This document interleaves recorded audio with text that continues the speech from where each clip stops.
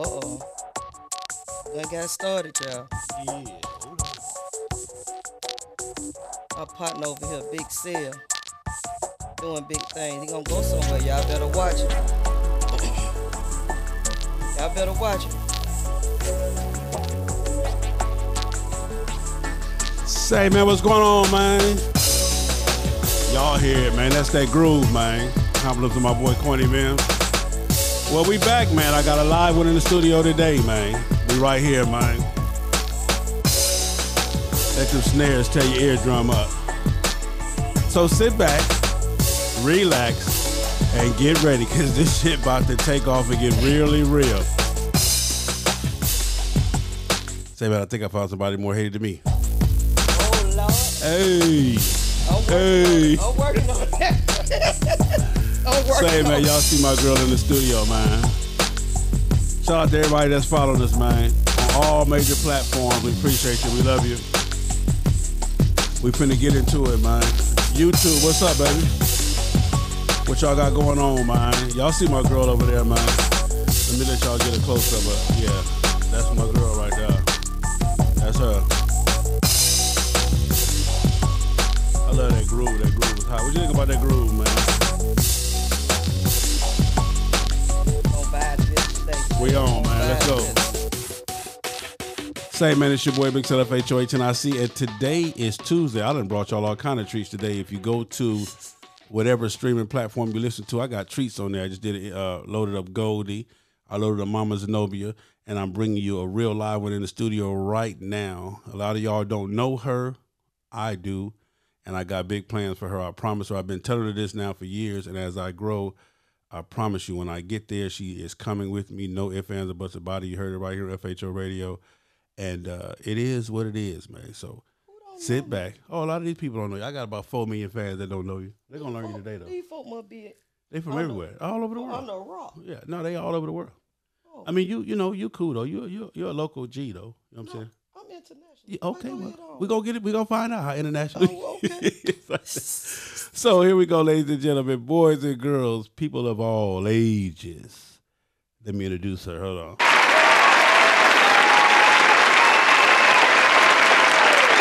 Yeah, that's for my girl. Ladies and gentlemen, let me introduce you. What's your name, Mama? Give me your name, man. Tell them who you is, baby. I'm the infamous China doll. Yeah, the infamous China doll. Okay. So we're going to get into that, man, real quick, man. We're going to find out where she got the name China doll for. And then we're going to find out how you're going to put infamous in front of it, because that's a powerful title, infamous. Yeah. The infamous China, not just the regular China doll, yeah, but the infamous China doll. Let's get it, man. Say, man. You thought we was playing. We are live right now. It's your boy, Big Cell, FHO'S HNIC, Mr. Him Be Everywhere. All right, so let's get this thing cracking. The infamous China doll. Let's start with this. How long you been on the set, Miss China doll? Oh, forever. That's 10 years, 15 years? About 17 years. Okay, make sure you're talking to the mic so they can hear you now. About 17 years, I'm assuming. About 17 years. Wow. Yeah, between 15 and 17, I know for a fact. Okay, you only look like you're about 21, 22. So. Oh, man. Oh, man. So, I got kids that age. Oh, well, whoop, whoop, there it is. So, you know what I'm talking about. So, let's start with this. Atlanta. Are you originally from Atlanta? Originally. I'm a Georgia peach. You a Grady baby? Born at Grady Hospital. Grady baby. Now, that's a hard thing to find in Atlanta is a Grady baby. I'm an original peach. Whoa. Yeah, that's a hard thing to find here in Georgia. You don't find, because I'm going to tell you like this. You might call yourself an original peach, but I ain't seen a peach tree since I've been in this motherfucker. Bless you.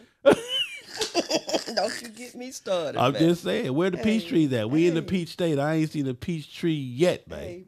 Hey, that's just what I was told. I just rock with it. You just rock with it. It is what it is. So you've been in Georgia all your life? Not all my life. Okay. I'm a military brat. Okay. So you traveled a lot? I traveled a lot, but I came back to the States to start school. Came back to Georgia to start school. Yeah. 17 years on the motorcycle set. It's been a long time. Long journey. Long journey? Yeah. Okay, long journey. Long journey. All right. I've seen some things. I've heard some things. I've done some things. I'm gonna have to get that mic in front of you. Keep nothing. Okay, Yeah, okay. We're gonna learn how to do this. Okay, yeah, there we go. Okay. Seen some things, heard some things, And been a done part of some things, and done some things. Of course. So let's introduce China Doll to the bike set. What was it? 17 years ago? About 17 years. What was the bike set 17 years ago? Hey man, it's totally different than what it is now. It's commercialized now. Okay.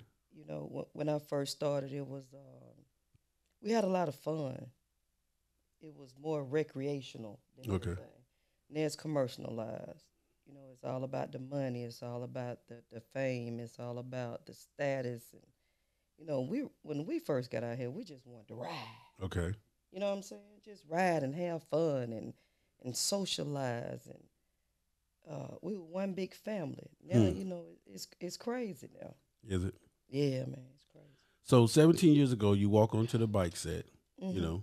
I rode onto the bike. Rode onto the bike set. So you came to the set with a bike. With a bike. So this is what you was going to do. So how long have you been riding before you came to the set? Had you been riding before that? Probably about 6 months.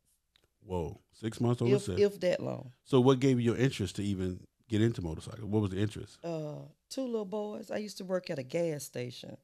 And 2 little boys, they were brothers. They used to bring their little crew up to the gas station and get gas. And I said, one day I'm going to get me a bike. And it took me a while to get a bike because I was still in the process of having kids. But after I had my last kid, I said, I'm going to get me a bike. And that's what I did. So you stopped fucking and started motorcycling. Well, it's still the same. it's the same, you know. You just do it when you want to do it. You know what I mean? It don't talk back. It don't require. You know, you do what you want to do when you got the bike. You got the bike. Oh, okay. There it is, there, man. You know. So you say some little kids, some little boys they was coming up to the bike to the gas station all the time. Apparently, that's where you worked at. Right. So you save up your bread. Well, I didn't have to save up no money. I actually traded a car for a bike. Whoa. Ain't that some shit? Yeah. Yeah. The guy I used to buy my cars from, I told him I wanted a bike. And he said, well, at the time I was married, I'm going to have to talk to your husband. What the hell you got to talk to my husband for? Hey, come on, man. I know can the see if you rules say you got to here. talk to my daddy. No, your husband. Man, fuck all that. But anyway. So. Say, don't take me out the elevator. I was just saying, no, we gonna keep it 100. I'm just saying, know the rules around here, man. He said he had to talk to my husband because him and my husband were partners and this, that, and the third. So my husband said, you know, that's her passion. That's what she want to do. Go ahead and get her bike. So he found me a bike, and I ended up with funny thing is, I ended up with a 500 Ninja. But at the time, I didn't know bikes had CCs. Okay. So I thought I was the shit when I got with my a 500. What? Kawasaki Ninja 500. Whoa. That's what I hit the set with, and I thought I was the shit. With a 500. Let me tell you. But how big was the biggest bike? Was the thousands out back then, though? Probably so, but that 500 was a 500. Yeah, it was. Might have been a 5,000 to you, huh? A 500,000 to me. Shit. I couldn't tell you nothing. Still can't tell me nothing. Okay. So he traded the car. For the 500. For the 500. And you own. So had you had any lessons or anything before then? No. True story. Lord is my witness. I took that 500 and my mechanic, Lord rest his soul, passed away on a bike. McDo Jr. Decided to take me in the subdivision. So how did you even pick up the bike? He delivered the bike to you, or you? I drove over there in my car. Me, my husband, and my kids drove to pick the bike up. They put me on a dirt bike at first. Okay. And I went around the subdivision, following them around on the bike, and then he put me on the bike, and I've been on it ever since. I swear to God, I drove it home from there. Damn. On the expressway. I got in the fast lane and kept it moving. So you telling me? Hold on, child. Hold on, man. I had never been on a bike before, Sid, in my life. I got on a dirt bike, drove around the subdivision twice on Cascade. Yeah. They put me on my bike. I rode around the subdivision a couple of times. And then I decided I want to take my bike home.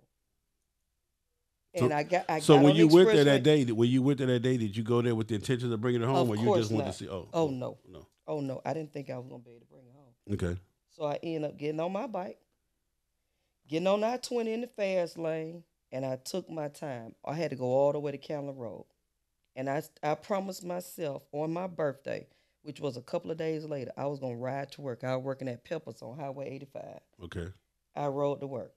Couple of days later. Couple of days later, and I've been riding ever since. Never took a class. Never Never took a class. Whoa. Never. Whoa. Now that's amazing. That's amazing. So you didn't have no fear of it or nothing. No. Now I'm not gonna tell that lie. Okay. From the beginning, I was nervous, but after I got in the fast lane, I've been riding ever since. Getting on the freeway, that wasn't scary? Yes. Okay. Yes, but I got in the HOV lane. Yeah. I said, because that way I only have to worry about the cars passing on one side. Okay. So approaching my exit, like 5 exits back, I started jumping over lane by lane. And of course, my husband and my kids was following me. Yeah. So, I put my blink on, they would get over. Yeah. I put my blink on, they would get over, then I would get over. I mean, how crazy do people think you? I know somebody, your mama, some auntie, uncles, or somebody I'm that call you. I'm going to tell you this. I called my grandmother when I got my bike. And I said, Granny. She said, yes. I said, I just got a bike. She said, oh, you're going to be in shape.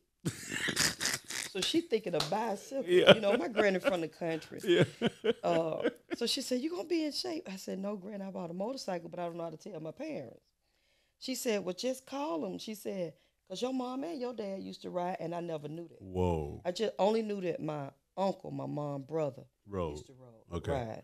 And that was it. So I called my dad and told my dad I bought a bike. He was like, I don't believe you. Bring it over here. So I rode it to my parents' house, which was about 5 minutes away. Whoa. And my dad gave me this old school leather jacket with a turtleneck on it. He told me, this going to be your biker jacket. I'm like, no. Yeah, look at Papa. We ain't doing the Fonzie thing no more. Nah, this mother had a turtleneck on it. No, bro, we're not doing this. But thanks, Pops. I appreciate you looking out for the kids. I mean, he just trying to keep his baby girl safe, man. That wasn't going to do it, man. Man had no shoulder pads, elbow pads, or nothing in it. So what kind of bike did they used to ride? With old school Hondas. choppers or okay? No, the old school Hondas. Okay, those 750s and all that. Yeah, Yeah, man. yeah. Okay. No limitations on the Hondas. Yeah. Back then. Okay. So that I've been doing it ever since. It's like just got in there and just kept it moving. And been moving ever since. So was that the end of your car era? Because at that point, I'm pretty sure. Over with. Yeah. I don't need a car no more. Only time I need a car to transport my kids, because I had 3 of them at the time. Okay. Just transport my kids where they needed to go. But if I could put all of them on the back of the bike, they'd have been on there. Hey, man, rain, sleet, snow, or hell, they were going to be on the back of the bike. Hey, man. So you go from never riding to riding. You go from buying a motorcycle to getting on the freeway to getting it home to taking it to your parents' house. How long was it before then did you either run into those 2 little boys or you say, hey, now it's time for me to introduce myself to the bike? Well, the crazy thing is Anthony Cowens and Gerald Cowens were brothers. Okay. And they passed away on a bike, ironically. Whoa. 11 years, 1 day apart. Okay. So little Gerald never got a chance to see me ride. Anthony knew I was riding, but I never got a chance to ride. And those were the 2 brothers that we're talking about? They were 2 brothers. Okay. Yeah. So he passed away before you got the bike or during the process of you getting it? Little Gerald passed away before I got the bike. Okay. Anthony passed away after I started riding. And when Gerald passed, the guy that influenced you to ride, that didn't hurt, that did a lot to me. Yeah. I mean, because both inspired me to ride. Yeah. But this is the reason why I'm still riding. Because of them. Because of them. Okay. Yeah. I went to visit their mom some years back, and the first thing she told me, she said, I'm not gonna ask you to stop riding. Whoa. Only thing I'm gonna ask you to do is be careful while you do it. Okay. So that solidified me to continue to do what I do. Whoa.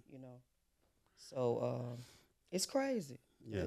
But it is what it is. Dang. So you, I'm just, boom. We on a motorcycle. So what was your introduction to? What said? Okay, well, at what point did you know it was more than just you on a motorcycle? That it was a whole community out there. Um, Actually, my cousin-in-law started the Reapers. Okay. Tony Fish started the Reapers, and he came to me. Actually, before I started riding, said, I'm getting ready to start this motorcycle club, this, that, and the third. And I said, well, I'm supposed to be getting a bike soon. So when I get a bike, I'm going to want to join. Okay. So that went on for almost a year or whatever. Mm-hmm. So I finally called him and told him, yeah, look, I got a bike. So he wanted me to come to a meeting. Okay. I said, all right. But I didn't get a chance to go to the meeting. I actually saw some members at the time with the vest on when I was working. So I was like, hey, what Tony? What Tony?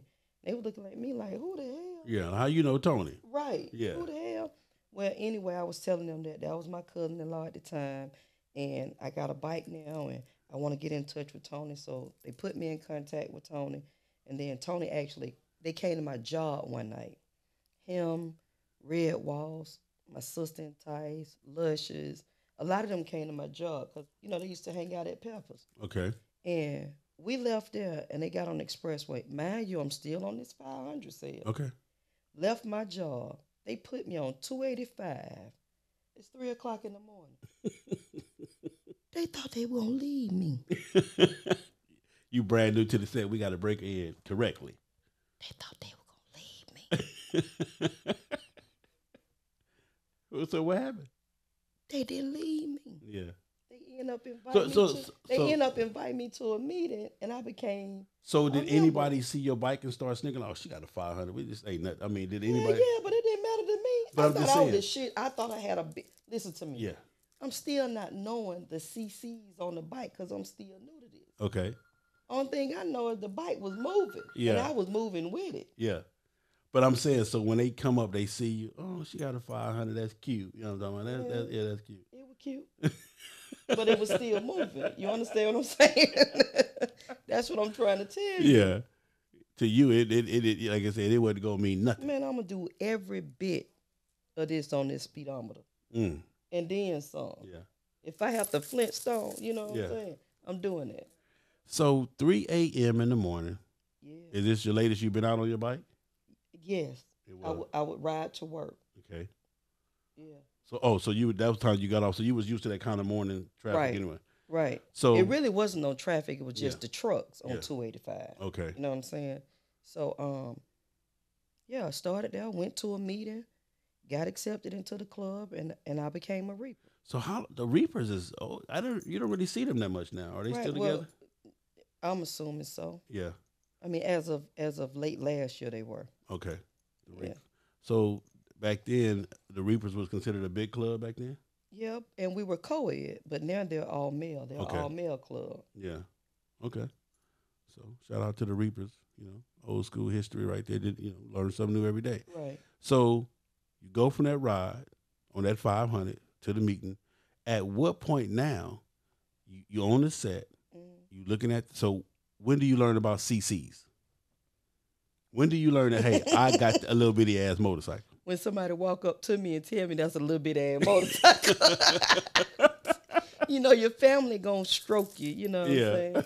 Oh, that's cute. But then you walk, you get on the set and you start hanging out at the varsity and they like, what the fuck? Like, what the hell? A little bit ass bike. And here I go, my dumb ass. What you mean? Yeah. Oh, baby, you need to step your game up. Huh? And you know me with my arrogant ass. What the hell you mean step my game up? What you want to do, punk? It was over with. Yeah. It was over with after that. So I went from the 500 to the 750, to racing the stack. You know what I mean? So, I just been all over the place.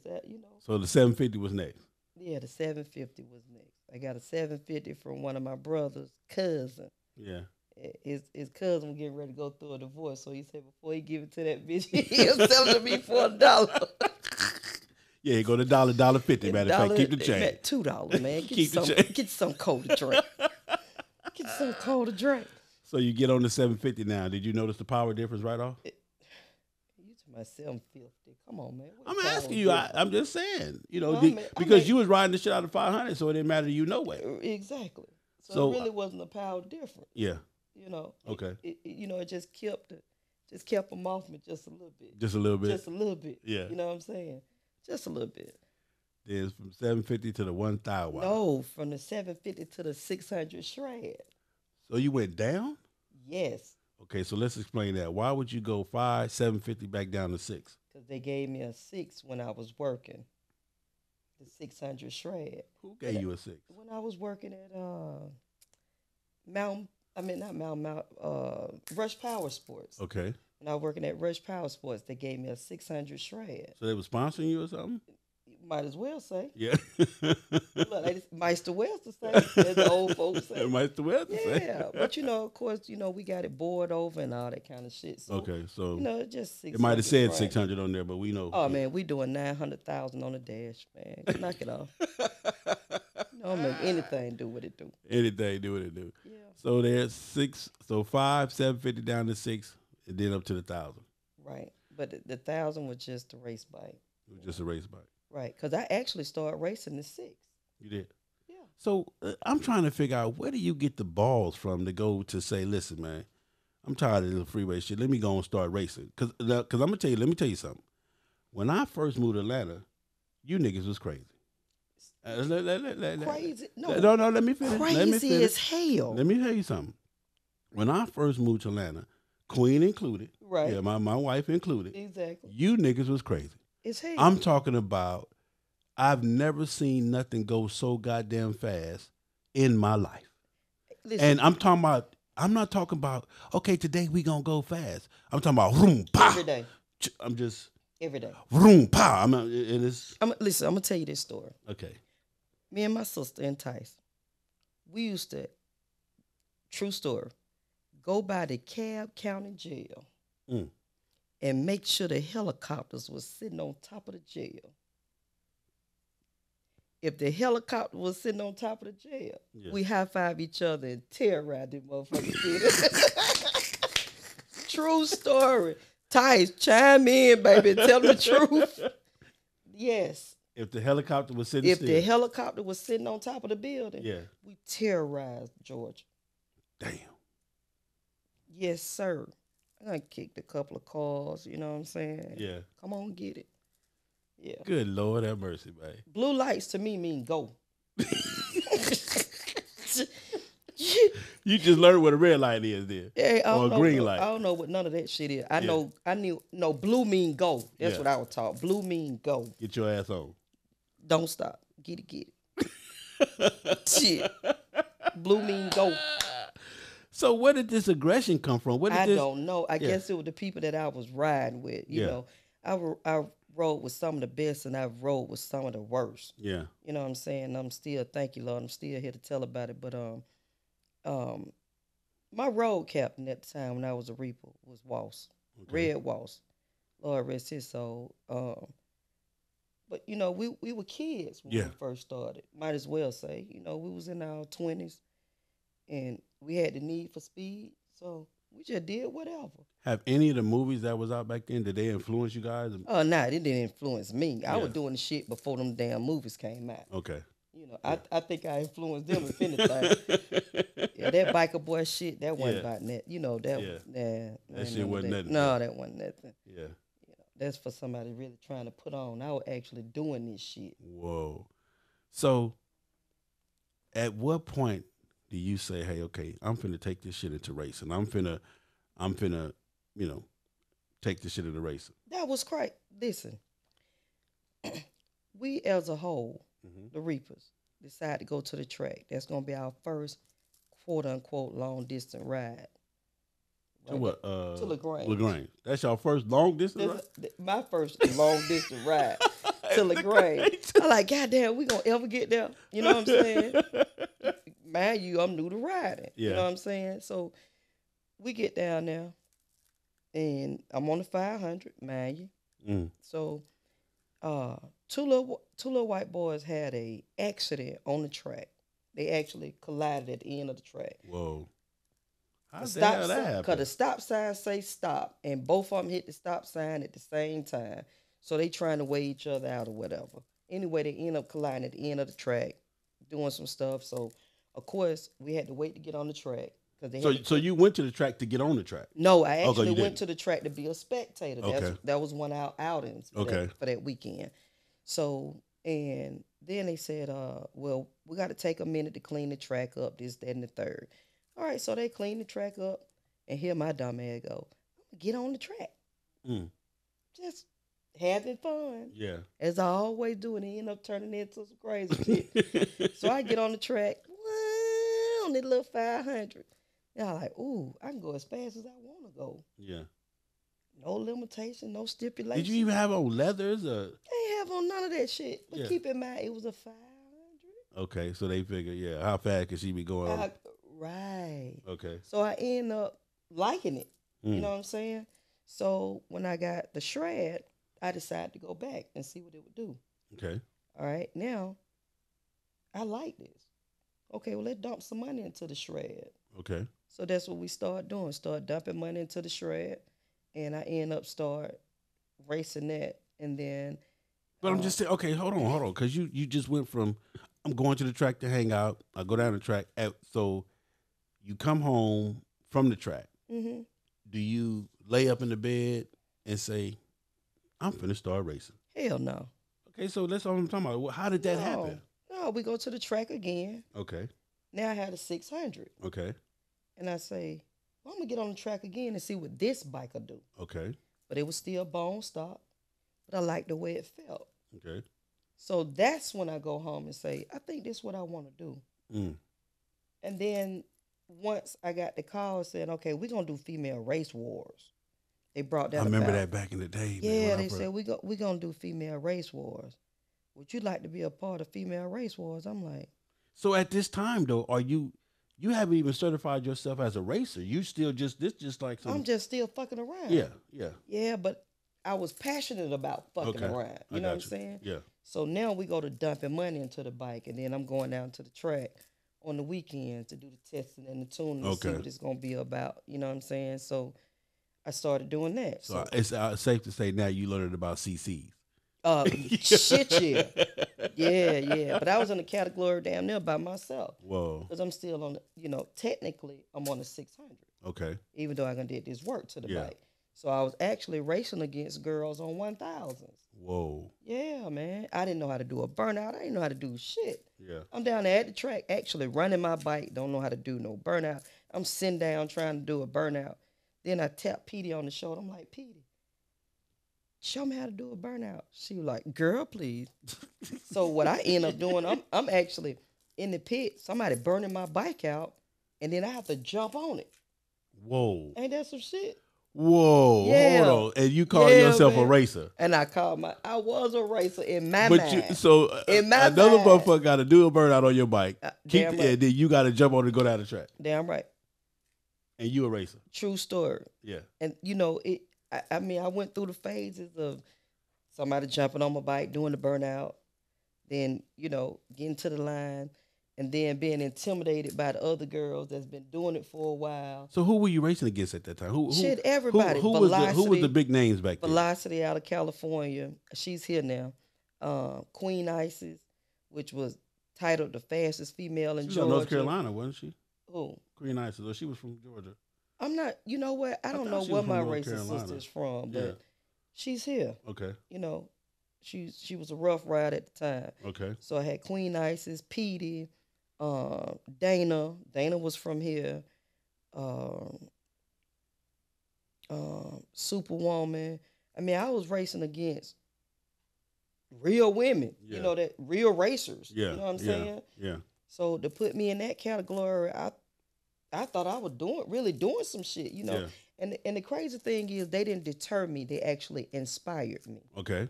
They was, I was like, man, I got to race.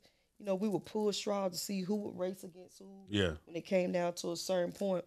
And then, they were like, well, you pull the straw, it's going to be you and Isis. And I'm like, y'all sound crazy as hell. Yeah.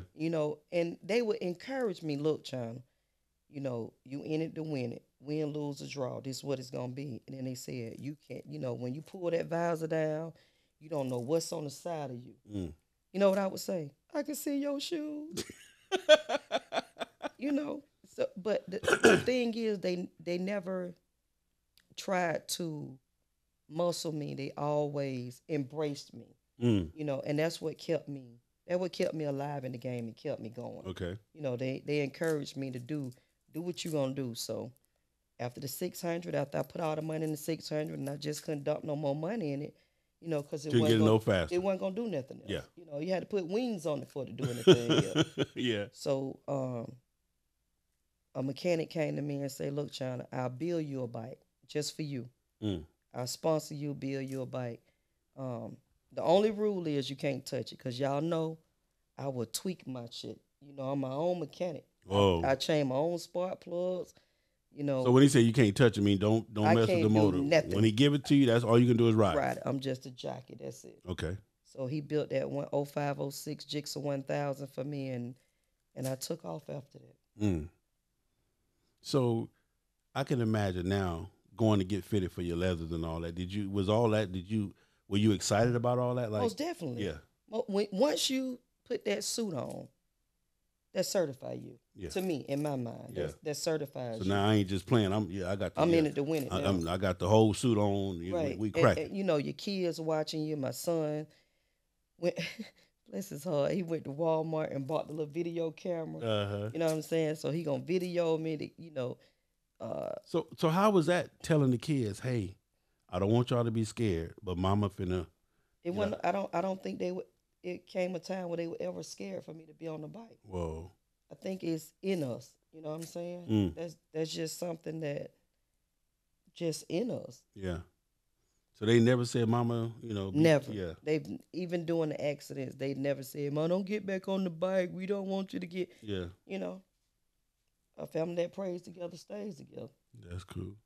So you put the leather suit on and you say it's official. It's definitely official. What is the first race you won, and how did that feel? When we were doing female race wars, I won my category from 600 cc's to the 999. Okay. That was everything to me. Mm. I brought the first trophy home in my house. My kids were young. Okay. Of course, they had the little awards to go around their neck. But I brought the first trophy home in my house at my age, when I was 30, late 30s. Whoa. So I encourage my kids, if I can do it in my late 30s, anybody can do it. So that's when the awards started. That's when they strived and stepped their game up, actually in school. Okay. To get trophies. But the feeling is better than money. Everybody say, "Well, I want to race for the money." When the money gone, what do you have left? Nothing.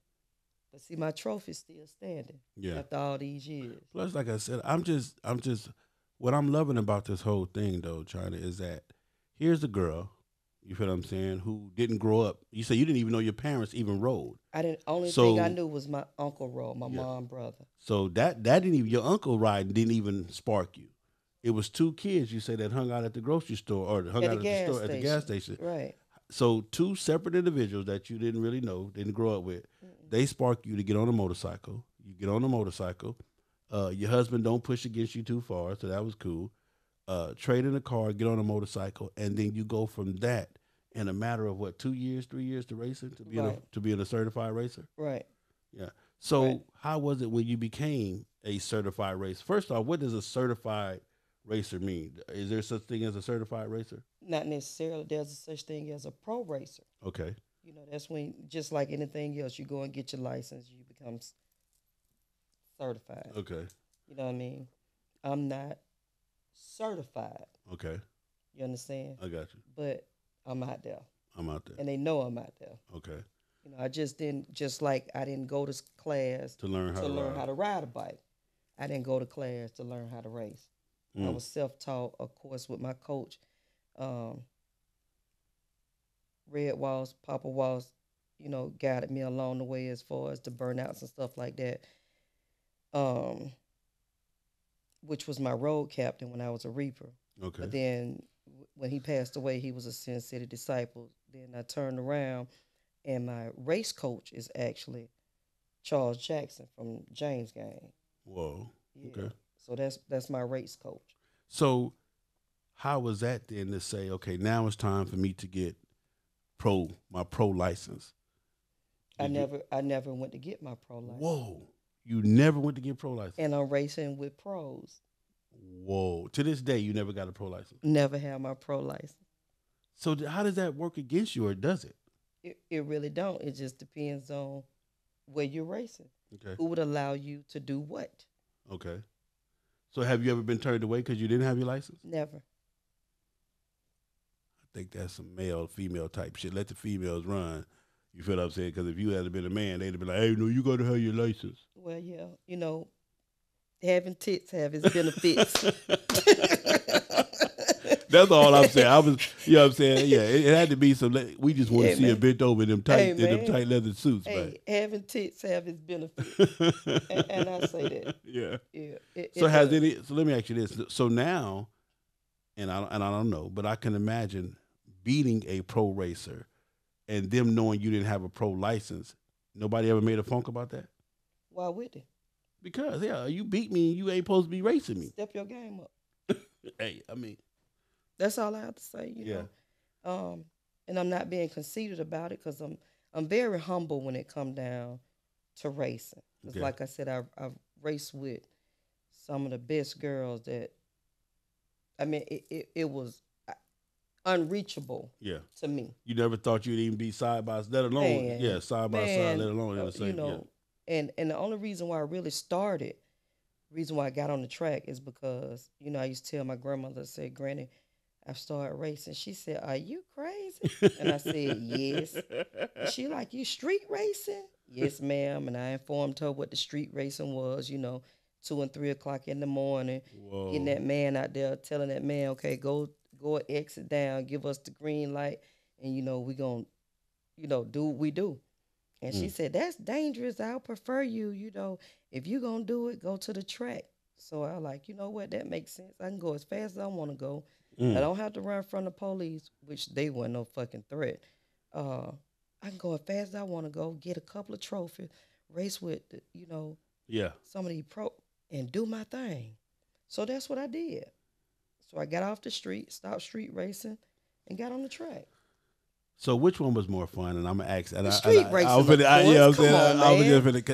on, man. So listen. At any time, did you ever fear getting caught by the police, or did you almost get caught? Anytime it was ever close? I would say no. Whatever, man. Whatever, man. No. Whatever, man. If y'all didn't catch me then, don't worry about catching me now, because I'm on a goddamn cruiser. Fuck y'all. So, oh my goodness. So let me ask you this then. How fast have you ever been? What's the fastest you've ever been? On the street? Period. In your life? 202 that I can recall. 202. Yeah. I used my sister bike one night. We went to some so this wasn't even at the track? No, this was on 285. Hell no. You ain't do no 202. Swear to God on everything in my children. 202. My sister, 285. Listen, my sister, Entice, had a 900 Kawasaki 900. And she let me use her bike one night to go to bike night. They were doing some bike night over by the atrium, this, that, and the third. And got on 285, and she had a digital dash. And I've always wanted to see the red light come on. Oh, so the digital dash got a red light? Yeah, all the digital dash got a red light. When you go as far as you can go, on the RPMs, that red light come on. I mean, you done did all you can goddamn do. Whoa. And that was my goal, to see that light. And when I saw the light, boom, 202, dash digital. Now, of course, I came on out the shit because I was on 285. Because that 200, I can't even imagine doing 200 around 280. Can you see? No, you really can't. And I don't know if y'all ever seen the movie Biker Boys, but That zone when he get in that zone and those lights on the telephone pole. expressway. The lights, they actually turn into a string of lights. They not broke up. They are actually a string of lights. Just lights. It's a just long light. string of light. Yeah, that's true. I've witnessed that myself. But that's the only thing I want to do. You know, I say some shit. I'm gonna do this, and that's what I do. 202. 202 on a 900. Good Lord, have mercy, man. I can't 202. Shit, that's bad play. Right. So after that, you never tried to hit it again? No. Yeah. I you leave well and enough. Tice, did you know she fucked your She bike? damn sure did. You talking about shit. That wasn't shit. Yeah. You know. She rode like that too? Listen, I used to paddle behind Tice, believe it or not. Whoa. Hey man, I give credit to where credit is due. I won't take all the credit for this shit. Yeah. You know, she was my inspiration. You know, she was out there riding with the guys before I even came out. Mm. You know what I'm saying? So I used to paddle behind Tyson. She used to always say, "Well, if your headlight look like it get little, then I'll slow down." That what she used to tell you? That what she used to tell me. I wouldn't let my goddamn headlight get little. Both of us girls, shit, you ain't finna leave me. Yeah. Damn that. You know, but you know, I used to paddle behind her, and people like, ain't no way. You know, then they were like, who is she? You know, who is in Tyson? I ain't never heard of her. Shit, trust me. She out here and she still doing her thing. You know what I'm saying? Yeah. So I give all the credit to her. We used to ride every single day. And the true story is, me and Tice used to ride during the wintertime. We used to get us a job, right? Mm-hmm. Get us a job, ride during the wintertime, because, you know, we wasn't on my on and off ride, them season riders. Whatever that is. Whatever that is, yeah. Yeah. But during the summertime, we would quit our job. Mm. I said we would quit our job just so we could ride for the summer. Yeah. Yeah. See, that's when I first came to Georgia. You leave the house probably about 2:30, 3 o'clock. You didn't get back home till about 5 or 6 in the morning sometimes. Shit, you did good then. Cause I came back home 2-3 days later. Hell, you talking about? Shit, they had me eating breakfast, lunch, and dinner out of damn Quick Trip. Damn. True story. Yeah. I ate breakfast, lunch, and dinner out of a Quick Trip. That's why I tell people, you know, y'all talking about mileage. If I don't ever ride again, yeah, I got more miles on my bike than some of the whole clubs out here. Damn. All of it on 285 and 20 and all that. I'm everywhere. Yeah. I've been everywhere. I ain't just been on 285 and 20. Okay. You know what I'm saying? I think I invented 675. They made it because of you? I think so. Shit. Isolate this motherfucker and put her somewhere where she can just terrorize the damn pavement. Wow. Yeah. Good Lord, Amber. I could imagine them had to be some fun days. Them the days, man. Yeah. Those, when I say those were the days, we didn't get harassed by the police. You know what I'm saying? It wasn't a lot of deaths. You know what I mean? Mm. It was just congregating and having fun. Wow. That's all we did. Wow. Say, man, we're going to take a quick commercial break, pay some bills, man, and I'm going to come back with the infamous China. Let me tell y'all something. If y'all loving this interview, man, show some love to the page. Hit that donation button, man. Cash App, PayPal, Super Chat, man. Y'all know what y'all got to do, man. And again, show her some love, man. She is doing her thing. We're going to take a few calls. After we come back, I got a couple more questions to ask her because we finna get to the meat. You know what I'm talking about? Okay. Let's get it, man. Select Luxury Cars, proud sponsor of the FHO Podcast Live Show. The most diverse luxury vehicle selection in the greater Atlanta area. The highest quality customer service and unmatched nationwide pricing. Contact Mike Goodall at 678-855-2292 to schedule your appointment today. Select Luxury Cars, trusted family dealer since 1994. Say, man, you all know who Select Luxury Cars is. If you haven't, give them a call. Check them out. Hit the website. Check out the inventory. But don't go down there bullshit, man. This ain't no Toyotas and Hondas and all that shit. No Hyundai. This is the big boy stuff, man. If you're interested in buying something nice, some luxury, hit on my man Mike Goodall, 678-855-2292. He got you on deck, man. He is one of the most honest people that I know. He gonna tell you the real about the whole 9 yards. So if you're looking for some luxury, you're looking for something nice, hit him up, man, and you got it, man. Eco One, the superior eco-friendly motorcycle and auto detailing spray. Eco One super wetting and low foaming polymer technology cleans by flowing underneath the dirt particles and lift them away from the surface. All you need to do is spray, wipe, and watch the amazing shine appear. All of this is done with very little time and effort, but the results look like you spent all day waxing your cycle or vehicle. Eco One. Don't ride dirty. Say, man, Eco One. You already know that, man. That's all I use. That's what I'm in love with, my man. Eco One, Eco Short, Eco Stove. Hit them up, man. They got that special. Put in the FHO. They're going to take $5 off, and they're going to give you free shipping, man. So hit them up. Let them know FHO sent you, man. Say, man, we live in the studio with my girl. Shout out to my man, Hawk. The Pack MCVA, brother. Appreciate that donation. Appreciate you donating, man, to the cause, man. Everybody else, appreciate you watching, man. Tell a friend, get these subscribers up, man. You know what we got to do. Show my girl China some love, man. Hit that, them like buttons and everything else you got to hit, man. All right? It is what it is, man. FHO Podcast Radio, the hottest podcast radio station on right now. Go to the station. We on all platforms. Spotify, Google Play Music, TuneIn, SoundCloud.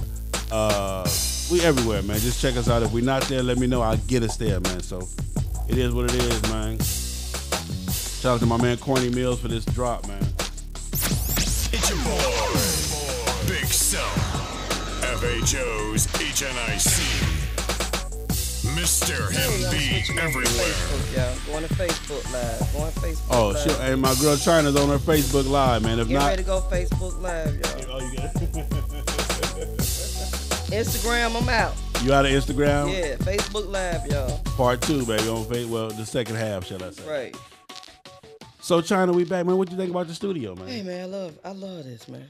Yeah. You know, I like to see everybody. You remember when we was trying to do this with the boy Playboy? We had a good time, though. We really did. Yeah. I give everybody, man, my boy Playboy Promotions. We was doing a show called Two Wheel Nation. Two Wheel Nation TV. Yeah. Two Wheel Nation TV, man. He was trying to do this thing a long time ago, man, and I just want to shout him out for that, man, because he had picked us, and we had a cold group, man. We had fun. We had a ball. I think whatever it was, you know, it is what it is, but I'm going to continue the legacy, man. I'm going to do what I do, man. I got my first 15 minutes of fame. Doing it. Yeah, man. First 15 minutes. What up, Chi-Town? Roman Roguelite in the house. What's going on? Henry Morton. Everybody, man, just saying hey, man. So it is what it is. I'm back with my girl, man. China, we live, part 2. So we done already confessed 202, the fastest on the dash, and it wasn't at the track. We talking about around 285. Headed to the atrium. She already done said, just for this for y'all that's just now tuning in, she already said if the helicopter was sitting still, then the city was in trouble, man. I'm out here. The city it's the worst thing they could do. Let the helicopter sit up. They better not have to gas that bitch up. They should have put a prop up there if you gonna fuck with that.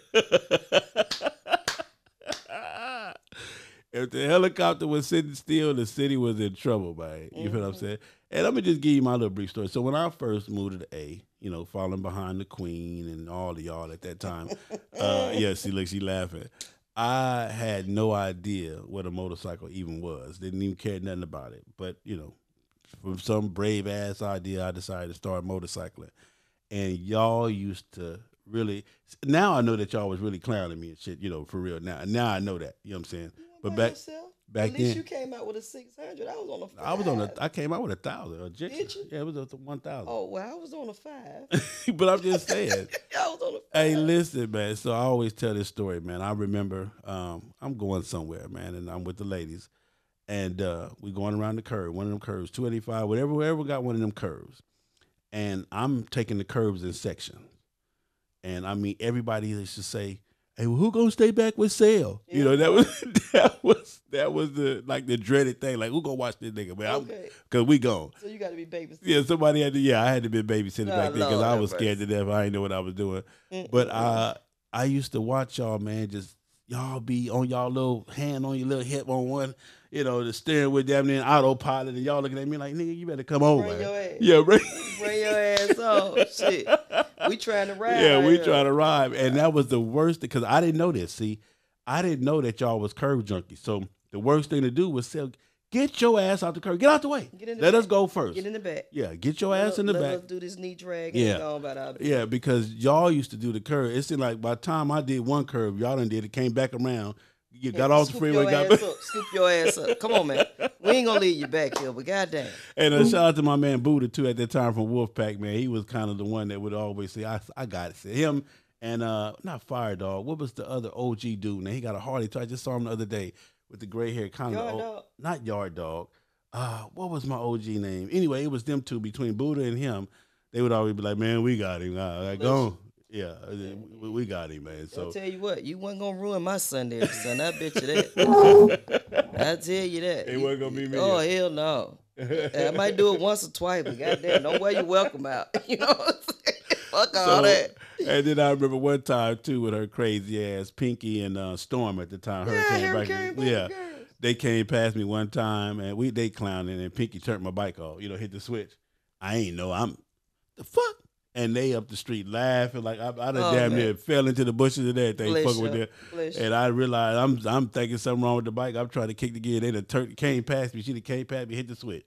Because I think I was looking to the left because that was their plan. They divided my attention, diverted my attention. I'm, you know, go on, get out of my way. Hey, man. So, it was some of the fun times, man. It was for me, there was some of the scary times, but they was fun. And I'm going to tell you what got me off of a sports bike. I was on 285, happened to be 285, and I looked down one day and I was doing 165. That's all. That's it. And that was the end of my sports bike days. Bless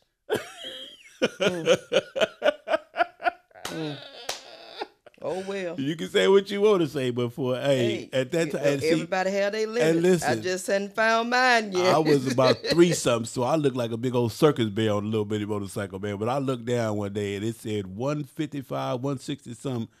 And I said, nigga, what is you doing? You gotta be crazy as hell. Some of a bitch. I already know I'm certified crazy. Ain't no need of me taking my medicine. It's a waste of goddamn money. It's a waste of money? I ain't taking no medicine. All right, so we here, man. So now you decided to be a professional racer.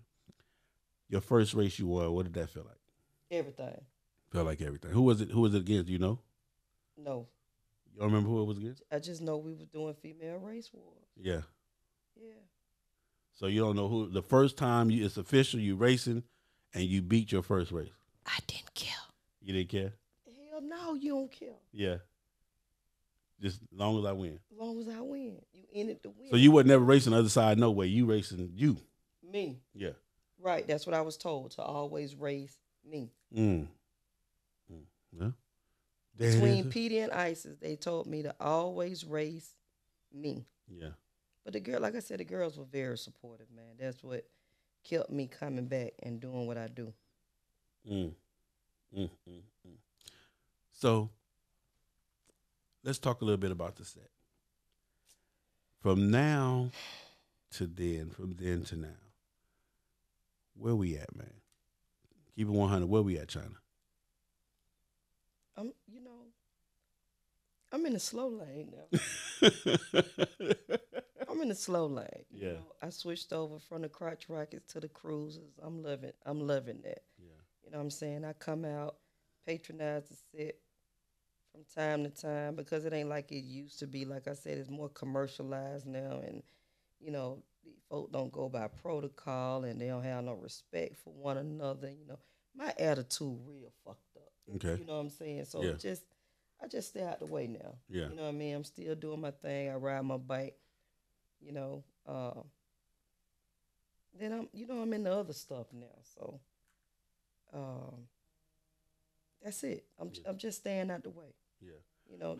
How was it to balance the two? because you came onto the set with 3 kids. Right. So came onto the set with a full husband, a full family, full the whole 9 yards. How did you manage to balance that? How was that for you? I mean, did you get, was it ever any beef at home? Of course. Yeah. Shit, yeah. I'm just asking. Yeah, man. Yeah.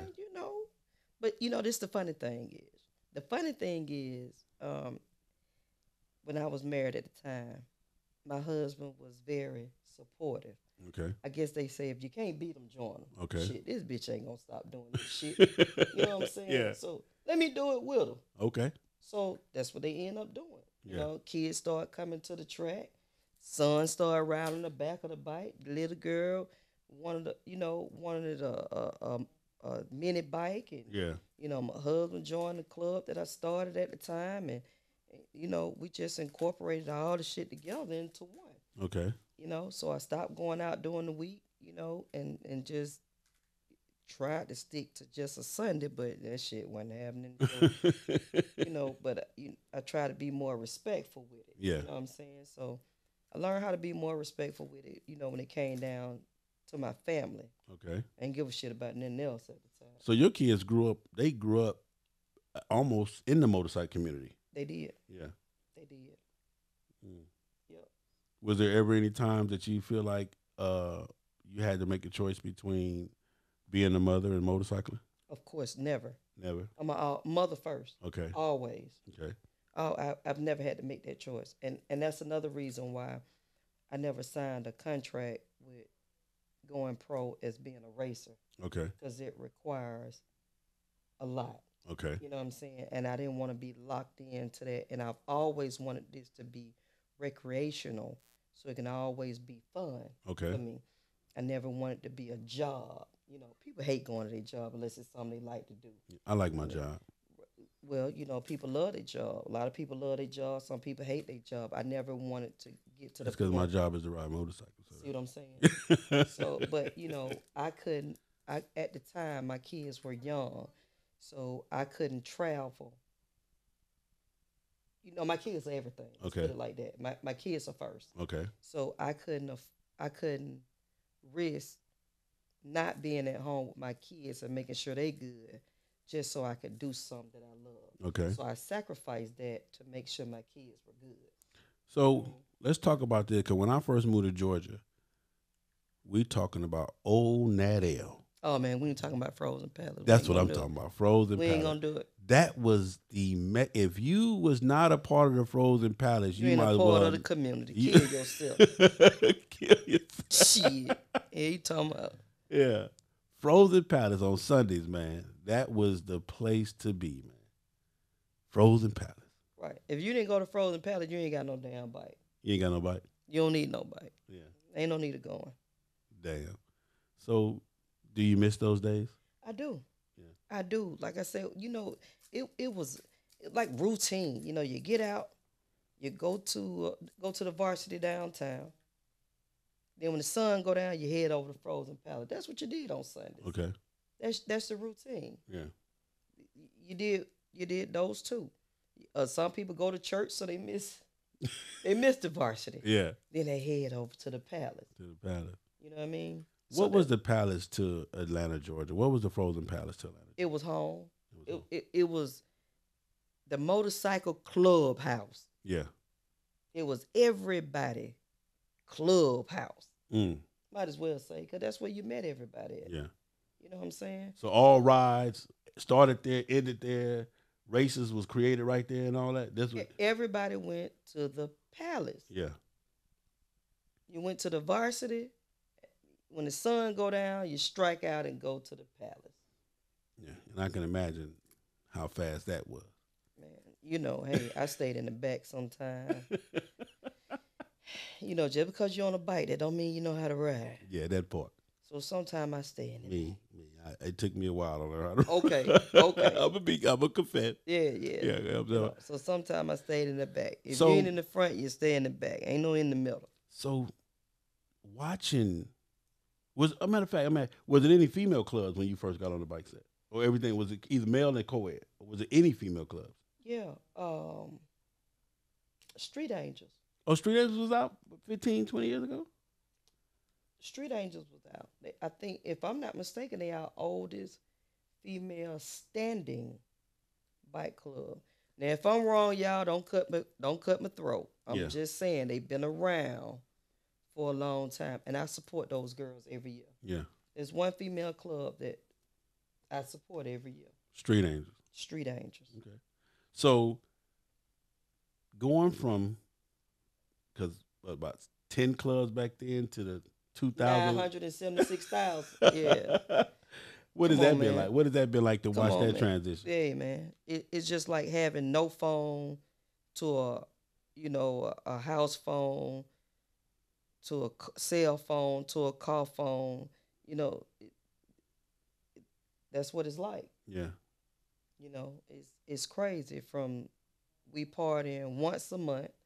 Somebody will have a party once a month, and everybody in the world go to that To party. that one party.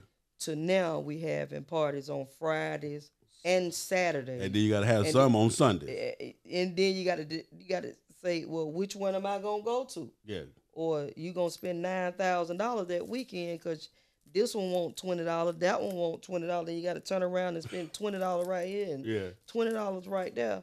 You know what I'm saying? Shit just is wild. Yeah. It ain't enough time in a day to support everybody. You know what I'm saying? I mean, what? Oh, you gonna go there, huh? It is what it is. Fuck it, man. It's Fuck FHO, man. Fuck it. Some of you motherfuckers don't even deserve to be supported because some of you motherfuckers only come out. I don't even know who you is until 30 days before your anniversary. Hey, the funny thing is, let me tell you this. Hey, man. Yeah. A lot of people ask me who I am. Whoa. I mean, but they asking who Big Sal is, though. So, Well, man, knock it off. I'm telling you, I just went to bike night. I promise you, I just went to bike night Wednesday. Did the grand opening, well, the kickoff for this year. And it was cats in there like, well, man, who was dude there? I see everybody talking to him. Who was dude? It's probably the same thing when you, man, why everybody all, speaking to a girl? Like, nigga, get your young, wet around the ear ass somewhere and sit down. But, yeah. Yeah, man.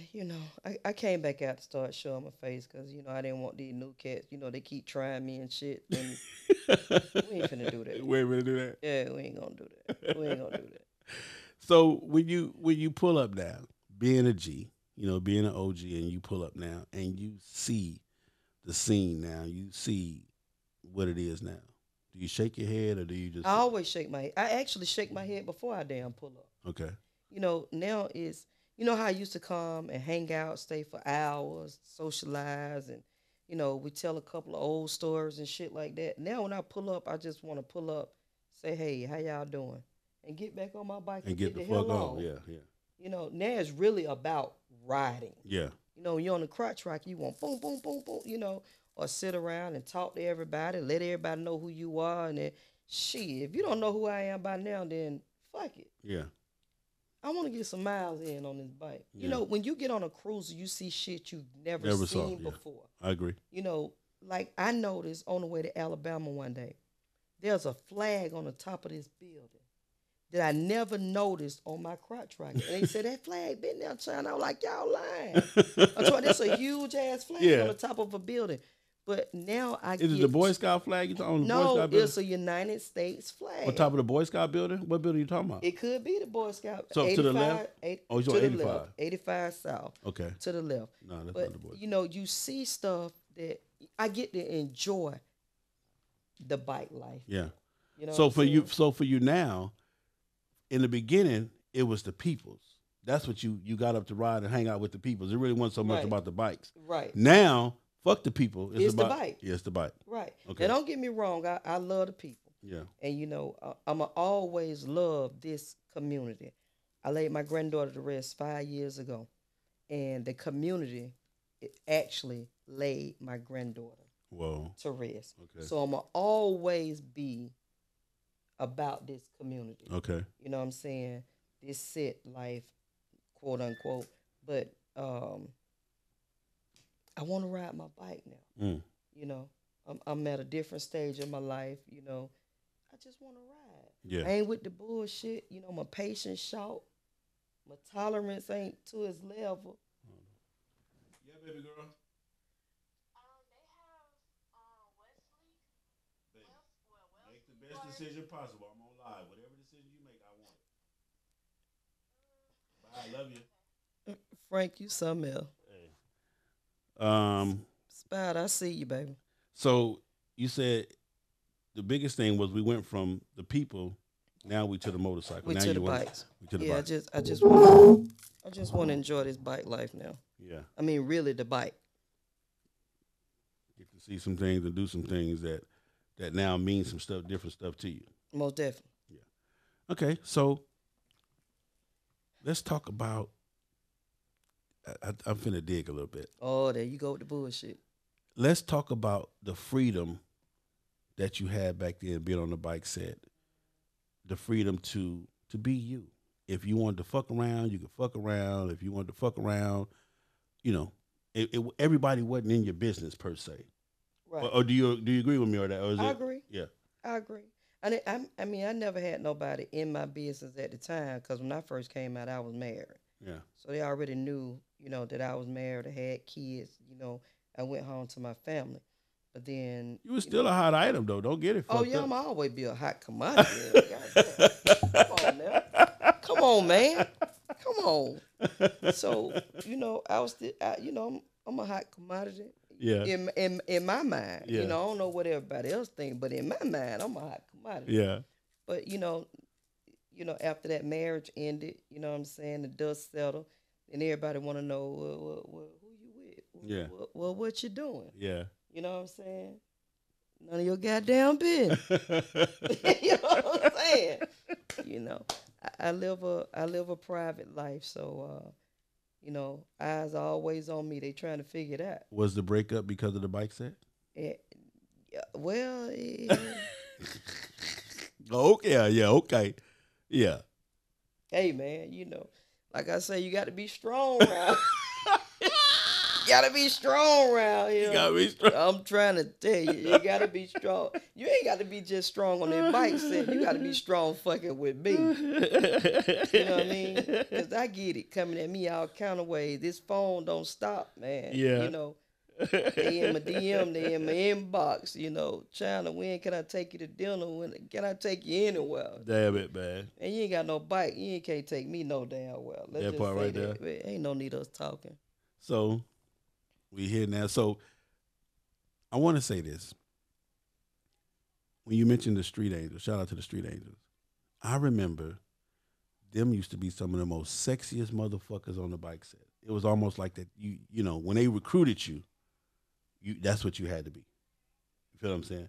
All of y'all, when I first came on the bike set, I mean, I don't remember, and I'm gonna say this, and please, don't take it personal. But if you do, call me so I can personally tell you fuck you because I didn't say your name. That way. But it wasn't too many big fat black bitches on the bike set when I first came. Well, let me tell you something. I was told Atlanta changed the game when it came down to the vision of what a female biker should look like. Whoa. Or would look like. Okay. You know what I'm saying? Like take my sister for Come in. Take my sister for instance. She when she came to the set, yeah, she had eyelashes on, long black hair. Yeah. And in her jeans, you could tell what color her thongs were. That part right there, man. You see what I'm saying? So she changed the game. Yeah. Not saying that she changed the game literally, but when you go other places and then you come here and you see that, you be like, God damn. What the fuck going on, man? Right. Yeah. Oh, Atlanta was plenty. It was especially like I said, the bike set, like, it was. Yeah, we we became a fashion statement. Let me ask you this. Was it any, I'm trying to remember, it wasn't too many butchiness on the bike set for a female. You couldn't be a butch on the bike set back then. You could, but it wasn't that many of them. Yeah. It was about being sexy as a motherfucker, man. That was y'all, yeah. Most definitely. Yeah. That's the goal we set. Yeah. You think that changed because of the safety reasons, or you just think it changed because of where the morale of us as a people is right now? I think it changed. It's all about safety. You can still be sexy and safe at the same time. Okay. How important is being sexy on the bike set to you? for a female? I mean, how important is it for? I mean, for some females, it's everything. Yeah. My main thing is the safety. You know, because at the end of the day, you know, I still have kids to go home to, and now more so, I have grandgirls to go home to. Okay. So safety is everything to me. Now, of course, I want to be sexy. Don't get me wrong, but safety is everything. Okay. You know what I mean? If you can't combine the two, then you're going to have to eliminate one. You're going to have to choose which one you want to do. You know, one thing I noticed too, and I'm trying to go back to, and I'm really, my mind is really remembered. I remember back then, y'all didn't get no breaks, no love. That's because y'all was a female. Y'all motherfuckers had to hold y'all weight with all the men. That's how I became infamous. Yeah. I had to cut these motherfuckers' head off. True story. Yeah. No, really. They wouldn't give us a break because we were girls. Yeah. If anything, they going to, you know, do what they need to do to say they didn't get beat by a girl. I mean, that's embarrassing. Yeah. And I'm going to embarrass plenty of them. Yeah. You understand what I'm saying? But you had to do what you had to do. It wasn't no break. Yeah, it wasn't. We didn't get no break. Yeah. Ain't no break. I remember that.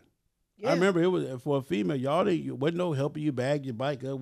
Shit. I mean, wasn't no, you know, my brothers. We gonna take it easy because we got the females. Man. No. Now, of course, my brothers would. You know, like I said, when I started out as a reaper, they would push my bike up. You know, push my bike back, this, that, and the third. But then at the same time, they say you're going to learn how to do this shit yourself because you're going to be by yourself sometime. And, you know, just a man bringing his groceries out the grocery store ain't going to bag your bike up for you. Yeah, yeah. So they taught me how to, you know, turn my bike around on the kickstand. I remember y'all had to work on your bike. Who was that? You? Somebody's bike broke down and y'all had to fix the bike? My shit always breaking down. Yeah. So I'm going to break down and fall off my bike. Yeah. It wouldn't be my bike if that didn't happen. Whoa. You understand? I think y'all was on the side of the road one day. Which time? And I pulled up. Look, shit, I don't know. Oh, right, but I know I pulled up like, y'all good. They like, nigga, we just working on the bike. She got a chain. What we be ready to go in there? I'm like, well, y'all need some help? Like, nigga, no, we good. We good. I'm telling you. Shit, I'm gonna have some bubble gum, a gym clip, a pair of pliers, you know what I'm saying, some tweezers, and I'm gonna put my shit right back together wherever it broke down. And get on there and do another and buck keep it moving. Yeah. Hey man, I remember going down I-20 getting ready to go to the varsity, and my whole right side of my fairing blew off. You know what they said, China, we're gonna go back and get it. Like, fuck it. We're gonna keep riding this shit just like that. Yeah. I ain't going back. I don't know what kind of damage you're gonna do back there. I'm gonna keep it pushing. Whoa. Yeah. So watching it now, seeing the bike set now, seeing the youngsters come on. Because, see, this was another thing, too.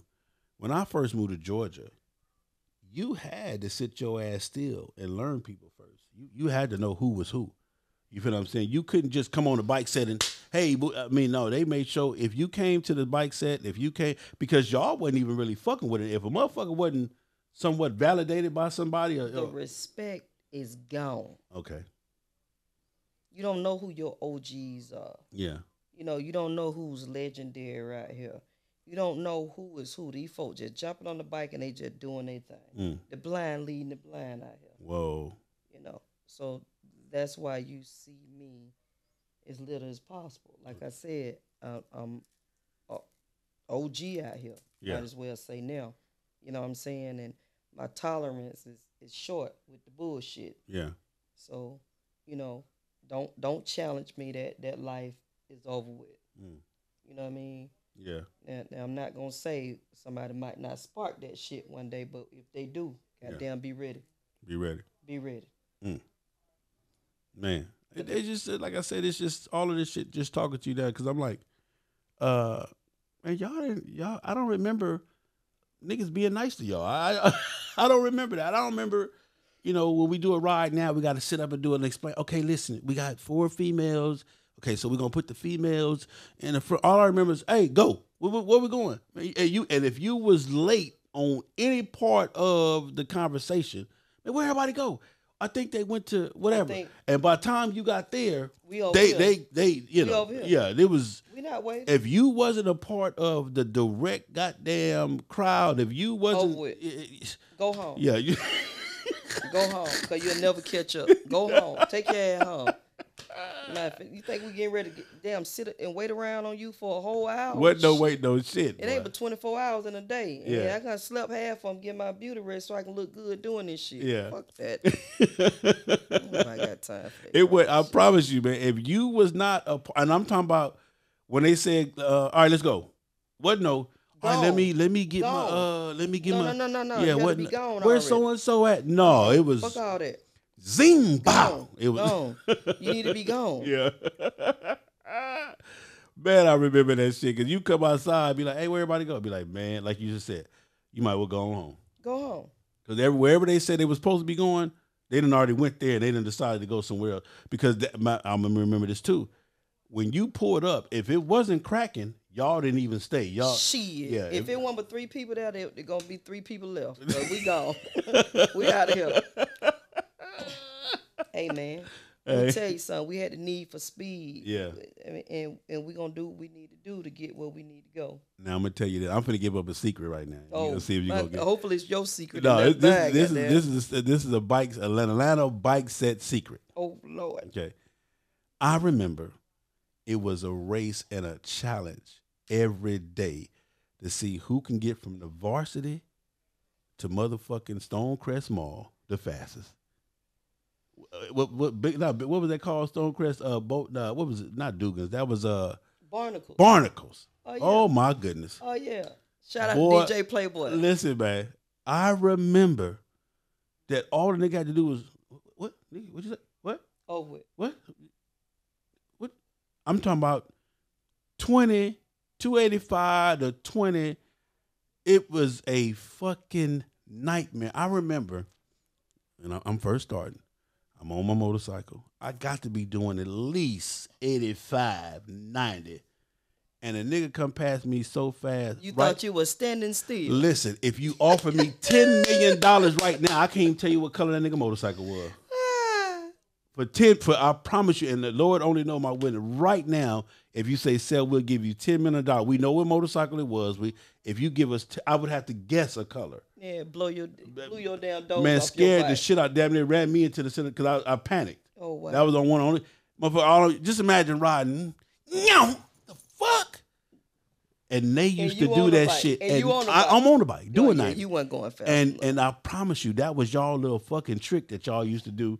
Y'all thought, that was some bullshit that y'all used to do to all the new riders. I don't know if new riders still do it to the old goddamn riders. You ain't going fast enough, goddamn. Get out the way. Move, bitch. Get out the way. Do you remember those days where you guys had Varsity, Barnacles, Dugan's? Man, we had almost Frozen Palace. Frozen Palace was the shit. Yeah. Yeah, man. As a female, what's most important to you now, being a female biker? Comfortability. I want to be comfortable now on my bike. My ass used to hurt when I got off my bike. Yeah. I just want to be comfortable now. And I really want to ride. Okay. You know what I'm saying? Yeah. I really want to get some miles in now. Okay.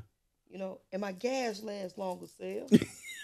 Shit, we were putting gas in the bike 3 times a day. Damn.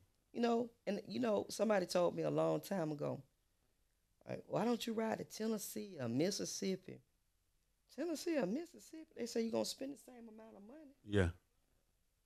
I got to thinking, I'm going to test that theory. It was true. Yeah. So I'd rather get some miles in and see some shit. Yeah. Because you really can't see nothing when you're flying around 285 and up and down 20. You ain't seeing shit. What was the closest call you ever had? To death? Yeah. Shit, how many times? The fuck? How many times you been down? 3. Been down 3 times. Been down 3 and times. Still here. Look still at God. Here. Look at God. Yeah. God is good. The first time you went down. I-20. I had been around a month. 1 month. Yeah. I went down on I-20. I actually got a call that some bikers had went down on 20. Me being the loving person that I am, decided, let me go check on these people. Well, yeah, we used to do that, though. When And somebody went down, it'd be 100, 200 bikes pull up. But I'm riding the wrong way on 20. You Yeah. know, I'm going west when I should have been going back east. Okay. You know what I'm saying? So I go west, get the high tower. I said, well, they can't be this far out. You know what I'm saying? Because we were local riders. Okay. This is it. 285. You hit 285. I'm going out of town. I'm going out of town. So get the high tower and decide, well, let me cut across and get off. So I cut across the gravel. And as soon as I cut across the gravel to get off the exit, something hit me in my head, say, damn, gravel. By that time, I was on the expressway. I was down. Damn. Put two holes in my right knee, and ended up going to the hospital. That was a month after. Then I turned around and went down,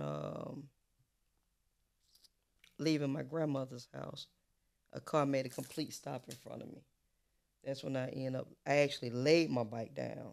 You know, I think they actually saved my life because I did it voluntarily. Okay. You know what I mean? Thank you, Papa Walls, for teaching me that. I appreciate that. Laying my bike down to keep from going through the windshield of this car. And I end up fracturing my collarbone and bruising 4 of my ribs. Then I turned around and, let me see, my third accident, leaving Stonecrest Mall. Wow. No, not Stonecrest. We leaving, what's that downtown? Queen used to patrol out there. Talking about the West End? No, way out. Not way out, but... Oh, you're talking about the Atlantic Station? Atlantic Station. Yeah. Leaving Atlantic Station, we said we were going to go to the Cheesecake Factory. Okay. So we leave Atlantic Station, get on West Peachtree Street, and I hit a dip, come up, and land on some metal, padlock. My bike slipped. My bike sliding, I'm sliding. My bike hit the sidewalk and stands up on the fucking kickstand. I can't get the fuck up. I got a hole in my left knee now. I'm just sitting there. Yeah. You know, once again, Papa Wall saved my life. Turn that damn bike around in the middle of the street and stop the traffic. All my brothers and sisters turn around, come back, face traffic with the headlights. You know what I'm saying? Because I'm sitting in the middle of the street. Easter Eve. I'll never forget. I asked my mom to keep my kids Easter Eve so I can go ride. Yeah. And now I'm at the hospital. My mama busy calling me. Where you at? You supposed to come get these children. You know, we're going to church tomorrow for Easter. So I had to went on, go ahead and tell her, I'm sitting up at Atlanta Medical with a hole in my knee. So all 3 times you went down, was it kind of your fault, all 3? I mean, the car stopped on you, the gravel. Right. And the first time I charge it to not remembering what they told me. Okay. You know, no pine straw, no gravel, no wet grass. Okay. You know what I mean? And then when I hit the gravel, you're like, oh, shit. I ain't supposed to be up in there. Too late. Yeah. You're on the ground, but the car stopped in front of me. I can't stop that. And then hitting that padlock, that was just some shit that happened. That was a fluke. Did any one of those ever scare you to the point to where you thought I'm done with this motorcycle shit? Hell no. No? Hell no. So you ain't never said I'm done with this motorcycle shit? Never? Never. I'm walking around on crutches, can't laugh, can't cough, can't sneeze because I got bruised ribs and a fractured collarbone. I can't do none of that. On drugs. I'm talking about on drugs. Yeah. And like, man, I can't wait down hill so I get back on my bike. Damn. Yeah. I mean, it went as far as I was riding with stitches in my knee at one time. Whoa. Yeah, we went to a funeral. Somebody had passed away. Lord rest their soul. Had stitches in my knee. And Papa Wall said, well, child, because I was riding with my leg out because I couldn't bend my knee to put it on my foot peg. Whoa. So Papa Wall said, hey, child, you can't get back on your bike until you go get them stitches out your knee. Yeah. So I said, okay, Papa Wall. Me being the motherfucker that I am. Yeah. I go home and take the shits out myself. Be back on my bike. You took your own stitches out. I swear to God on everything. I went to med school, so I knew how to do that kind of shit. Girl, you'll get your crazy ass up out of here. Hey, man, it is what it is. So you going to take your stitches out because you going to ride your motorcycle? I want to ride my motorcycle. I'm telling you, when it come down to the bike, I was a bike junkie. Yeah. I was really a bike junkie. I'm talking about leave, come home 2 days later. Yeah. Eating out a quick trip. Yeah. Eating. Yeah. Breakfast, lunch, and dinner. Out of a quick trip. Out of a quick trip. Don't even know what day it is. Yeah. Quit your job. The ride during the summertime. I was a bike junk. If that ain't no junk, I don't know what it is. Now you tell me. No, that's just real shit. Oh, okay. Yeah, that's real shit now. Ain't nobody finna argue that at all. Not that nobody I know. So say, man, what's going on? We're gonna take some phone calls. Anybody got any phone calls for the Miss China, man? Hit us up, man. Hit us up right now. 424-242-2355. That's 424-242-2355. What they say? Well, what about the rental?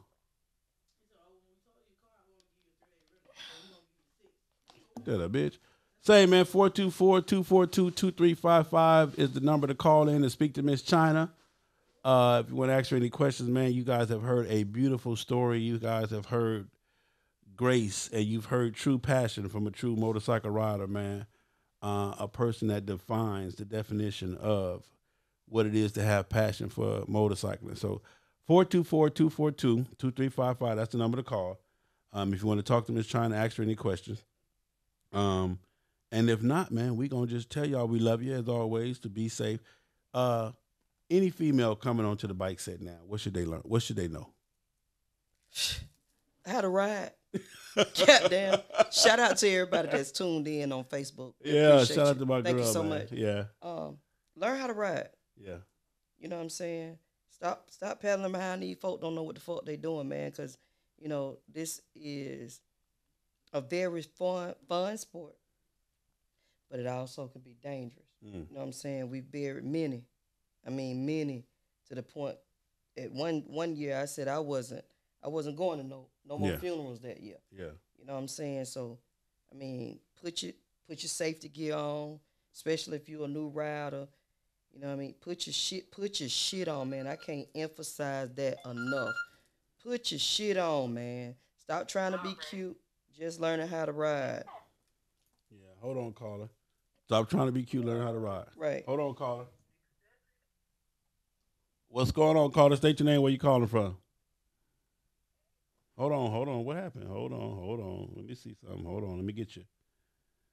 Okay, it's connected. Hold on. Now they calling in by the bolo. Hold on 1 second. There you go, caller. State your name. Where you calling from? This is Truck. I'm calling from Atlanta, Georgia. What's going on, Miss Lady? Hey, man. How y'all doing? We good. What you got going on? Okay. I have a 2016 Road King. Okay. I had it since March 2016 when the year came out. Okay. Whoa, I'm nervous. Man, I'm nervous all the time to ride. Like, I can ride, but I'm nervous all the time. I took a break because I just had a baby, and now it's time for me to get back on, and I'm feeling nervous. What you nervous about? Hello? I don't know. What makes you? Yeah, nervous? I don't know. I guess like hills, you know, going up like hills, steep hills. Coming off the clutch. And then I dropped it before, and then it's hard for me to pick it up by myself. Oh, you know. So let me ask you this though, real quick, John. Why did you get? Okay, first off, what made you think you want to ride, and then did you get any kind of training to ride? Okay, I always wanted to ride a motorcycle, always, but I never knew how.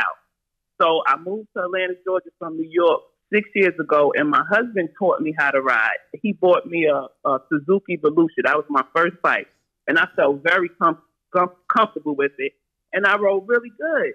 And then I got teased a lot with it. So, you know, HD or nothing. So my husband went out. Act like you know it. Act like you know it, then, Deb. Act like you know it.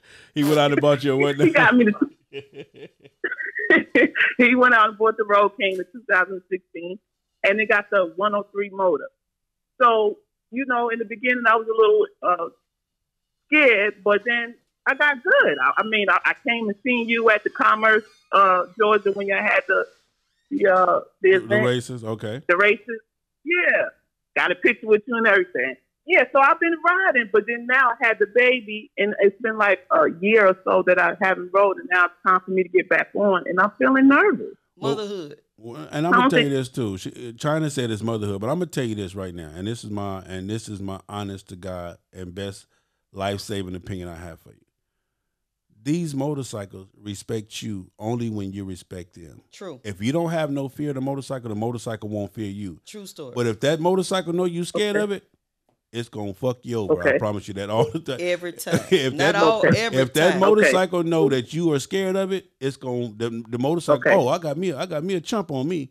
I got me a little punk on me. Oh, you scared, and it's gonna mistreat you. So, and I'm gonna tell you this: if you don't have the confidence, if you really don't have it, what I would suggest you do is take the class again. And this time when you take the class, take it on your motorcycle because you got take it on your bike. Yeah, take it on your bike. Right. And that's the best advice that I can give to you because I'm gonna tell you the worst thing you could do on a motorcycle is not have the confidence you need to be everything you need to be on that motorcycle. I agree totally. But take like you said, take this is excellent advice. Take the class on your bike. Yeah. Just sign up for the class. Okay. Sign up for the class. Okay. And the day of the class, just show up on your motorcycle, or at least go to work the first day or whatever. Let the instructor know, hey, I'm really just here to take a refresher and everything. Let them know you got your own bike, and then he'll instruct you to bring your bike, and then you can take the class on your bike, and hopefully that'll give you the confidence that you need to get back out there. But listen, ma'am, I love you. I don't have to know you to tell you I love you. I appreciate you for supporting FHO, but I promise you this. Yes, I do. That bike ain't gonna have no respect for you. It ain't gonna have no love for your fear. It ain't gonna have no mercy for your fear. If the bike know that you scared of it, and trust me that it know now. I'm telling you it's a machine. How the fuck it know? Right. Don't ask me how I know. Because I've been down on one quite a few times. So it knows. So if you don't have it, ma'am, do not get on it. Take the class again, and hopefully that'll get you where you need to be. Right. Okay, I thank you so much, and God bless you and Queen and everybody else. Thank you, ma'am. Thanks, love. Okay, bye-bye. Yeah, so you agree with me on that, huh? How these folks don't know what the fuck they doing, man. Cause yeah. Well, we she got two issues. Yeah. She need to take that refreshment class, and then she a new mommy. Okay. So she's gonna be timid. I don't want that to happen because I got this baby at home. Okay. So she got two things going on. So once she gonna have to get on that bike. Once again, put that goddamn gear on so you can feel safe. Yeah. And once you feel safe, then you can get out there and ride. You know what I'm saying? Well, we appreciate the call. Anybody else call in, man? We open 424-242-2355. That's the number to call, man. Let us know how you feeling. They say hey to Miss China. She's here, man. And the last caller, we appreciate you, but I'm going to tell you, man, if you don't got it, don't do it. I'm just telling you some real shit. The biggest thing you can do, the biggest mistake you can make on any motorcycle is to panic. And panic comes from fear. If you fear the motorcycle, you will panic, and that's what's going to cause you to get hurt. I promise you. And even my girl China agree with that these motorcycles, you got to manhandle these motherfuckers. You got to let them know who the boss. Right. And who in charge. I bought you. You didn't buy me. True. Damn it. So act like you know.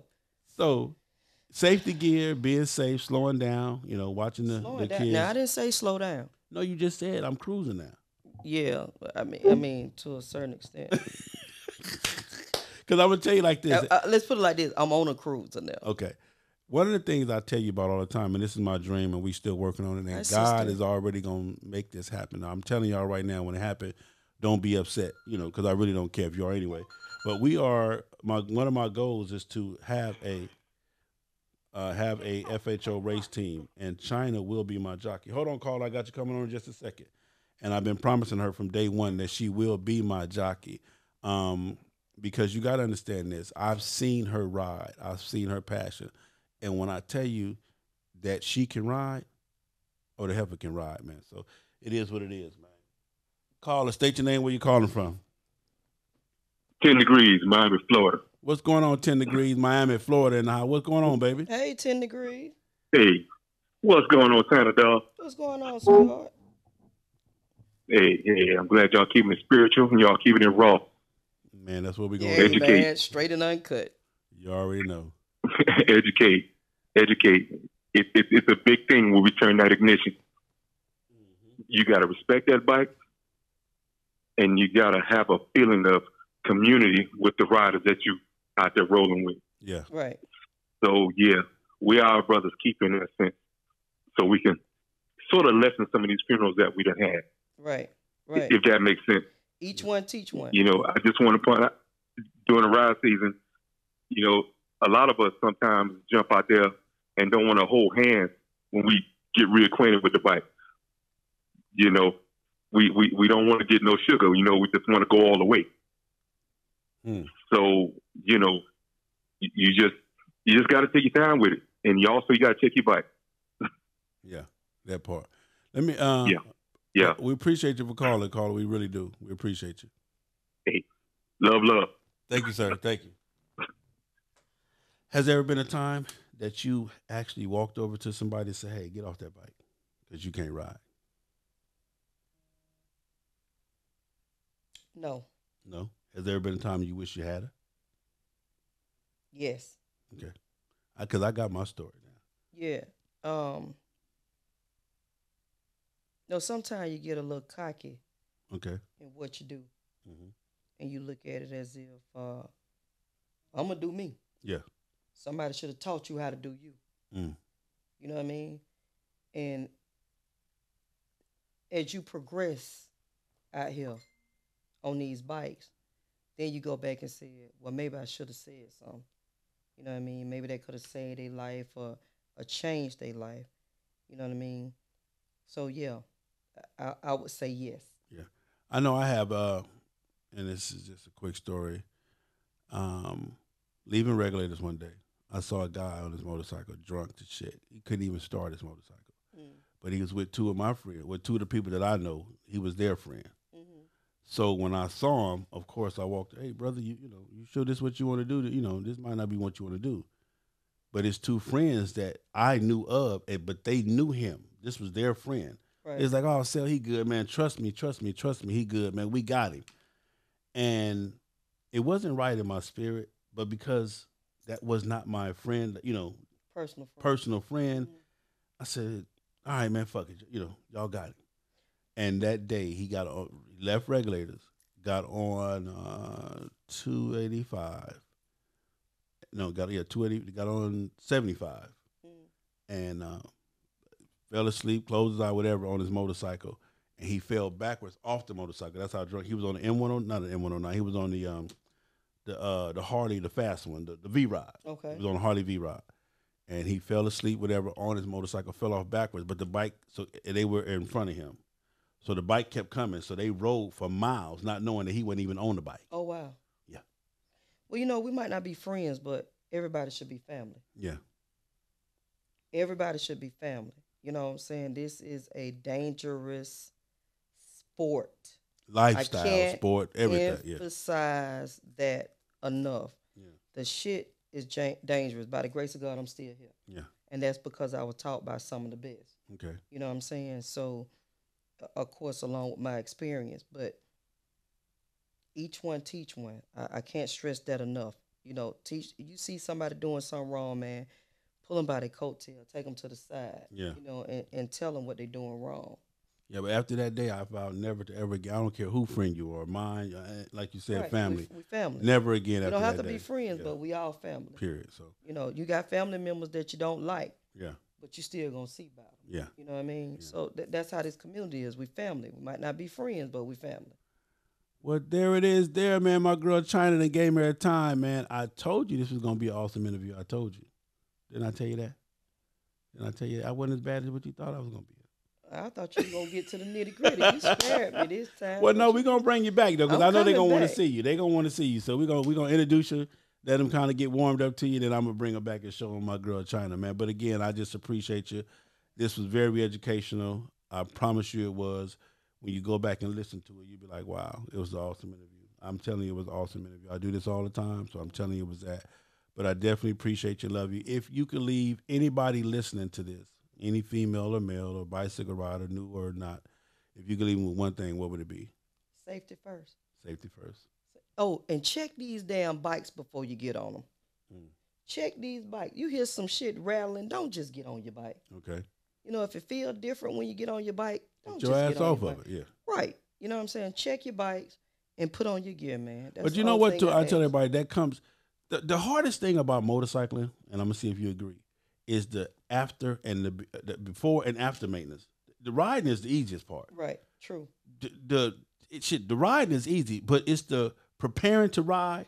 Right. And then after you make the ride, to you make gotta sure prepare to ride again. So that's what I tell everybody. That is the hardest part. That's the most expensive part. Right. You feel what I'm saying? So that's what I tell everybody. Like, dude, I'm telling you right now, I can get on my bike right now and go anywhere in the world because I've already prepared it that way. Right. And I keep it prepared that way. Right. I don't wait till the last minute to decide I want to ride. Oh, damn, I was supposed to put air in that tire.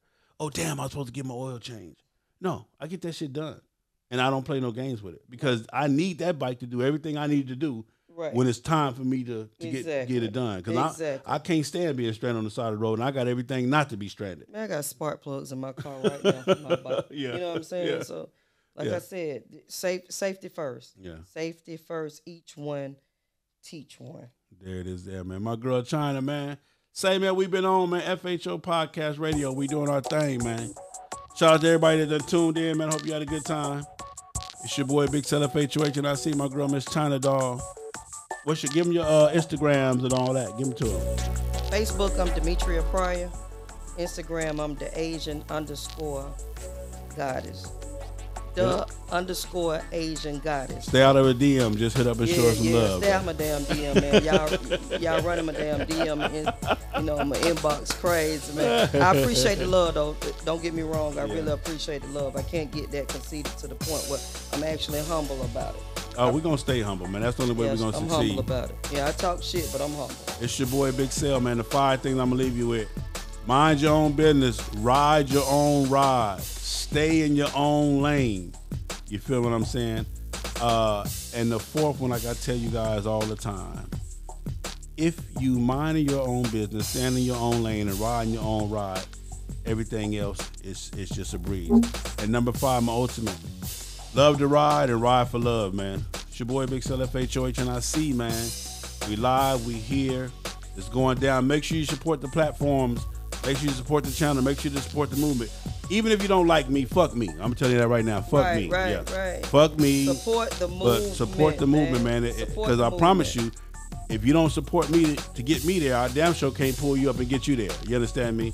So that's what it is, man. Showing some love. My girl China, again, thank you. No, it was my pleasure. And we're going to do a part 2 now. She will be back. So it's your boy, Big Cell FHOH, and I see. I love you guys. Love you. Stay tuned. Peace. Okay, y'all. Thank everybody for tuning in on